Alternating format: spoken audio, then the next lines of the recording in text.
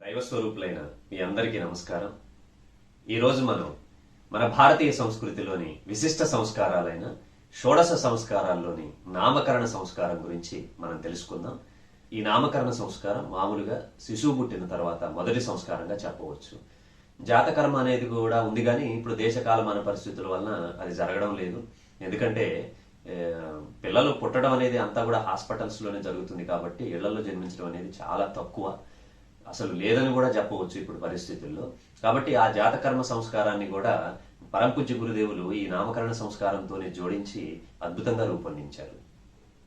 అయితే ఈ నామకరణ సంస్కారం యొక్క ముఖ్య ఉద్దేశం ఏమిటి? పిల్లలకు పుట్టిన శిశువుకు పేరు పెట్టడం మాత్రమే కాదు, ఆ శిశువు తన పూర్వజన్మ సంచిత సంస్కారాలలోని కుసంస్కారాలను వదిలేసి శ్రేష్ఠ సంస్కారాలను ధరించే విధంగా ఈ నామకరణం రూపొందించడం జరిగిందనమాట. చూడండి ఎంత విశిష్టమైన సంస్కారము. అయితే ఈ నామకరణాన్ని మామూలుగా బిడ్డ పుట్టిన తర్వాత 10వ రోజు నిర్వర్తిస్తూ ఉంటారు. కొంతమంది ఇంకొన్ని రకాలుగా చేస్తూ ఉంటారు వాళ్ళ వాళ్ళ నమ్మకాలను బట్టి. అయితే ఇందులో ముఖ్యమైన విశేషం ఏమిటంటే ఈ సంస్కారాలన్నీ కూడా అగ్ని మాధ్యమంగానే జరగాలి. ఎందుకంటే మన భారతీయ సంస్కృతిలో ప్రతి సంస్కారం కూడా అగ్ని ద్వారానే జరుగుతుంది, యజ్ఞాహుతుల ద్వారానే జరుగుతుంది. కానీ ఇప్పుడు మన సంస్కారాల్లో అసలు అగ్నే కనిపించట్లేదు. అసలు ఎంతో ముఖ్యమైన సంస్కారమైన వివాహ సంస్కారంలోనే అగ్ని లేదు. ఫోటోగ్రఫీకి అలంకరణలకు ఇచ్చినంత ప్రాధాన్యత శాస్త్రపరంగా జరిగే విధానానికి ఇవ్వడం లేదు. ఇప్పుడు అంతా కూడా అట్టహాసం అయిపోయిందనమాట. ఎందుకంటే అగ్ని అనేది, అగ్నిహోత్రం అనేది అసలు జరగడం లేదు. సంస్కారాలు అన్ని కూడా అగ్ని ద్వారానే జరగాలి, అది ఎవరు జరిపించడం లేదు. తెలియని వాళ్ళకి అసలు తెలియదు, తెలిసిన వారికి సోమరితనం, అలాగే ఏవో మొక్కుబడిగా ఈ సంస్కారాలన్నీ కూడా జరిగిపోతూ ఉంటాయన్నమాట. అయితే ఈ నామకరణ సంస్కారంలో 10 విధానాలు ఉన్నాయి. అవేమిటో మనం తెలుసుకుందాం. ఒకటవది అభిషేకం, రెండవది మేకలా బంధనం అంటే మొలతాడు కట్టడం, అలాగే మూడవది మధుప్రాసన తేనెను నాకించడం, నాలుగవది సూర్య నమస్కారం, ఐదవది నామఘోషణ, ఆరవది భూమి పూజ స్పర్శ, ఏడవది పరస్పర పరివర్తనం, 8 లోక దర్శనం, 9 యజ్ఞంలో విశేష ఆహుతులు, 10 బాలప్రబోధం. ఇప్పుడు ఈ సంస్కారంలో ఉన్న ఈ ముఖ్యమైన 10 విధానాల గురించి మనం తెలుసుకుందాం. ఏమిటి అభిషేకం అంటే, శిశువు అనేక యోనుల్లో పరిభ్రమిస్తూ మానవ జన్మలోకి వచ్చాడు కాబట్టి ఆ యొక్క సంస్కారాల యొక్క ఆ పాశవిక స్వభావం అనేది, ఆ ఛాయ అనేది స్వాభావికంగా ఆ శిశువు పైన ఉంటుందన్నమాట. కాబట్టి వాటిని తొలగించే ఏర్పాటు ఇక్కడ అభిషేకం ద్వారా జరుగుతుందన్నమాట. అంటే ఏమిటంటే ఇప్పుడు పుట్టిన తర్వాత ఎప్పుడు కూడా కుటుంబానికి సమాజానికి ఉపయోగపడేలాగా ఉండాలి, నరపశువుగా ఉండకూడదు. అంటే ఏమిటంటే స్వార్థము, కుళ్ళు, ఈర్ష్య, వెటకారం, అవహేళన, బాధ్యత లేకపోవటం, ఈ గుణాలతోటి ఉంటే ఇంకా పుట్టి ఏమి లాభం? కాబట్టి ఎప్పుడు కూడా శిశువు నరపశువుగా ఉండకూడదు అని చెప్పేసి శిశువు ఎప్పుడూ కూడా ఉన్నతమైన జ్ఞానాన్ని కలిగి ఉండాలి, అలాగే ఉన్నతమైన సంస్కారాలను కలిగి ఉండాలి, శ్రద్ధ, విశ్వాసము, సమాజం ఎడల బాధ్యత కలిగి ఉండాలి, మంచి సంస్కారాలతో ఉండాలి అని చెప్పి భావన చేస్తూ ఈశ్వరీయ ప్రణాళికకు ప్రతిరూపమైన ఆ శిశువు ఇటు కుటుంబ నిర్మాణానికి అటు సమాజ నిర్మాణానికి ఉపయోగపడే శక్తి, శ్రద్ధ, విశ్వాసము ఆ యొక్క శిశువులో ఉద్భవిస్తున్నట్లుగా భావన చేస్తూ గంగాజలంతో వేదమంత్రం ద్వారా ఆ శిశువుని అభిషేకించడం జరుగుతుంది అన్నమాట. రెండవది మేకలా బంధనం అంటే శిశువు యొక్క నడువుకి మొలతాడు కట్టడం అనమాట. అంటే ఇక్కడ భౌతిక దృష్టిలో దీని అవసరం ఏమి లేకపోయినా కానీ ఆధ్యాత్మిక దృష్టిలో మేకలా బంధనం అంటే దేనికైనా సిద్ధంగా ఉండడము అని అర్థం అనమాట. అంటే ఎల్లప్పుడూ కూడా జాగరూకతతోటి ఉండాలి.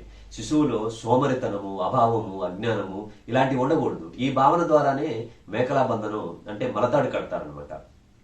ఎప్పుడూ కూడా ఇటు కుటుంబంలో కానీ అటు సమాజంలో కానీ ఏ పరిస్థితులు వచ్చినా వాటిని ఎదుర్కొనేందుకు సన్నద్ధంగా ఉండాలి, సిద్ధంగా ఉండాలి అన్నమాట. అది ఆ భావన చేస్తూ తల్లిదండ్రులు, తండ్రి ఆ శిశువుకి ఈ యొక్క మొలతాడు కడతాడు. కాబట్టి ఈ మొలతాడుని కట్టినప్పుడు ఆ పుత్రుడైనా పుత్రికైనా ఎవరైనా కానీ సోమరితనానికి, అలాగే నిర్లక్ష్యానికి, అలాగే అభావానికి దూరంగా ఉండాలి అని చెప్పేసి తల్లిదండ్రులు ఎప్పుడు కూడా, అంటే వాళ్ళు ఆ యొక్క గుణాలను వాళ్ళు ఆచరిస్తూ పిల్లల్లో వచ్చే విధంగా చూడాలి అన్నమాట. అలాగే తండ్రి ఆ పిల్లవాడికి మొలతాడు కడుతున్నప్పుడు ఎల్లప్పుడూ నా బిడ్డ, అమ్మాయి కావచ్చు అబ్బాయి కావచ్చు, ఎల్లప్పుడూ ఈ శిశువు ఎప్పుడు కూడా జాగరూకత అంటే కాన్షియస్ తోటి, అలాగే పట్టుదల, ధైర్యము, అలాగే సోమరితనం లేకుండా ఉండుగాక అని చెప్పేసి ఆ మొలతాడిని కట్టడం జరుగుతుంది. చాలా గొప్ప భావన. మూడవది మధుప్రాసన. మధుప్రాసన అంటే అక్కడ ఉన్న గౌరవనీయులైన పెద్దలతో గాని లేకపోతే తల్లిదండ్రులతో గాని తేనెను ఆ శిశువుకి తేనెను నాకించడం జరుగుతుంది. అమ్మాయి అయినా అబ్బాయి అయినా ఎవరైనా కానీ శిశువుకి తేనెను నాకించడం జరుగుతుంది. అంటే దానిలో అర్థం ఏమిటి? ఆ శిశువు యొక్క నాలిక పైన కళ్యాణకరమైన మధురమైన వాక్కు స్థాపించబడుతుంది అని ప్రతిష్టాపన చేయడం జరుగుతుంది అని చెప్పి భావిస్తూ వేదమంత్రం ద్వారా తేనెను నాకిస్తారు. చూడండి, మాట మధురంగా ఉంటేనే నలుగురిలో మన యొక్క వ్యక్తిత్వాన్ని చక్కగా గుర్తిస్తారు. మాట కటువుగా ఉంటే చాలా మందికి మనము శత్రువులాగా మారిపోతాం. అందుకనే నోరు మంచిదైతే ఊరు మంచిదవుతుంది అని అంటూ ఉంటారనమాట. అది మనకున్న నానుడి. కాబట్టి ఎప్పుడు కూడా మాట తీరు సరిగా ఉండాలి. మధురమైన మాట తీరుతోనే ఇతరులని స్నేహితులుగా, ఇష్టలుగా, అజాత శత్రువులుగా మార్చుకోవడం అనేది ఉంటుంది. కాబట్టి ఈ తేనెను నాకించేటప్పుడు ఆ శిశువు యొక్క వాక్కు ఎల్లప్పుడూ కళ్యాణకరమైనదిగా ఉండుగాక అని భావన చేస్తూ తేనెను నాకించాలి. నాలుగవది సూర్యదర్శనం. సూర్యదర్శనం చేయించడంలో విశేషం ఏంటి? సూర్యుడిలో ఏముంటాయి? తేజస్సు, ఓజస్సు, ఆయుష్, ఆరోగ్యం. సూర్యుడు నిరంతరం తిరుగుతూనే ఉంటాడు. ఒక్క క్షణం కూడా విశ్రాంతి తీసుకోడు. ఎప్పుడు కూడా సోమరితనంగా ఉండడు.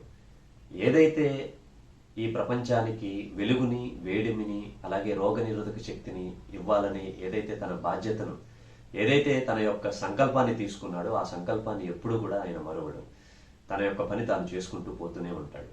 ఇక్కడ సూర్యుడిని ఆదర్శంగా తీసుకోవడం ఏంటంటే, ఎన్నుకున్న మార్గంలో ఏ విధమైన ఇబ్బందులు, అవాంతరాలు వచ్చినా సూర్యుని ఆదర్శంగా తీసుకొని ధైర్యంగా, స్థిరంగా ముందుకు నడవాలి అన్నమాట. సూర్యదర్శనంతో శిశువు భావి జీవితంలో సోమరితనము, అభావము, అజ్ఞానము, అలాగే నిస్సారత అనేవి రాకుండా ఉండాలి అని చెప్పేసి భావన చేస్తూ ఉంటారు. అలా భావన చేస్తూ సూర్యదర్శనం చేయిస్తారు. అంటే శ్రద్ధ అనమాట. శ్రద్ధ ఉంటే మనం జీవితంలో దేన్నైనా పొందవచ్చు. కాబట్టి సూర్యుడికి, అంటే అక్కడ సూర్యదర్శనం అనేది ఆ శిశువు ఒక్కడికే కాకుండా అక్కడికి వచ్చిన అతిథులందరూ కూడా సూర్యుని ఆదర్శంగా తీసుకొని, తల్లిదండ్రులు, తాత ముత్తాతలు అందరూ కూడా వాళ్ళు బిడ్డకు ఆదర్శంగా నిలిచేలాగా స్పష్టమైన భావన కూడా ఇందులో ఉంటుంది. అలాగే ఐదవది నామఘోషణ. శిశువుకి పేరు పెట్టడం ఇక్కడ జరుగుతుందన్నమాట. ఒక ప్లేట్ తీసుకొని ఆ ప్లేట్లో చందనంతో ఏదైతే పేరు అనుకున్నామో, ఉదాహరణకి శ్రీరామ్ అని అనుకున్నారు, ఆ శ్రీరామ్ అనే ఆ పేరుని ఆ ప్లేట్లో రాసి కాస్త అక్షతల పుష్పాలు ఉంచి ఒక గుడ్డను కప్పి భగవంతుడి యొక్క పాదాల దగ్గర ఉంచుతాము. మంచి మంచి పేర్లు పెట్టుకోవాలి. అలా పిలవంగానే చాలా శక్తివంతంగా, చక్కగా వ్యక్తిత్వాన్ని ప్రతిబింబించేలాగా పేర్లు పెట్టుకోవాలన్నమాట. ఎప్పుడు కూడా ఏదైతే ప్లేట్లో ఆ పేరు రాసి ఉంచామో చక్కగా వేదమంత్రం ద్వారా అందరికీ చూపిస్తూ కాస్త అక్షతల పుష్పాలు చల్లి తర్వాత ఆ పేరుని అక్కడ ఉన్న దైవ స్వరూపులైన అతిథులందరికీ కూడా చూపిస్తూ నామఘోషణ చేయిస్తారనమాట. ఏమిటి చేయిస్తారు? ఉదాహరణకి శ్రీరామ్ అనే పేరు రాశాం కదా, ఆ శ్రీరామ్ చిరంజీవి కావాలి అని 3 సార్లు ఘోషణ చేయిస్తారనమాట. అలాగే శ్రీరామ్ ధర్మశీలి కావాలి, అలాగే శ్రీరామ్ ప్రగతిశీలి కావాలి.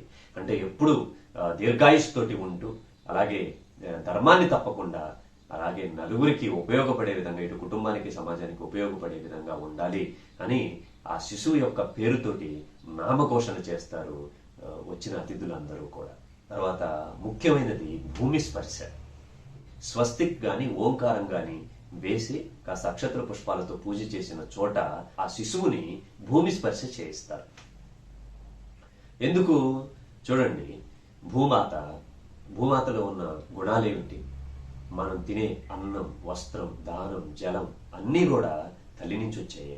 అంటే మనం వేసుకునే బంగారం, కట్టుకునే బట్టలు, కట్టుకున్న ఇళ్ళు, అలాగే మన ఆస్తులు, అంతస్తులు అన్నీ కూడా తల్లి మనకు అందించేవే కదా.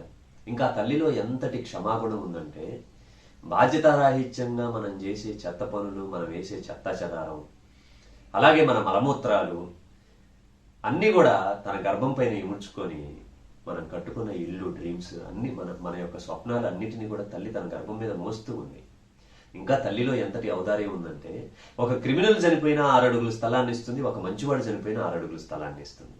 ఆ భూమాతకు ఆ శిశువుని స్పర్శ చేయించడంలో అర్థం ఏంటంటే, ఆ తల్లిలో ఉన్న ఆ క్షమాగుణము, ఆ భరించే తత్వము, ఆ గుణాలన్నీ కూడా ఈ శిశువులో ఉదయించాలి. అలాగే భూమాత ఏది తన కోసం ఉంచుకోదు. అలాగే శిశువు తనకు లభించిన సమయము, డబ్బు, ప్రతిభను కుటుంబం కోసమే కాకుండా సమాజం కోసం కూడా ఇవ్వాలి. ఎట్టి పరిస్థితుల్లో కూడా సహనాన్ని కోల్పోకూడదు. తల్లి భూమాత నీలో ఉన్న శ్రేష్టమైన గుణాలను, విశిష్టమైన గుణాలను భావనల రూపంలో ఈ చిన్నారి శిశువుకు అందించు అని మంత్రం ద్వారా ప్రార్థన చేస్తాం. తరువాత మరొక విశిష్టమైనది పరస్పర పరివర్తనం.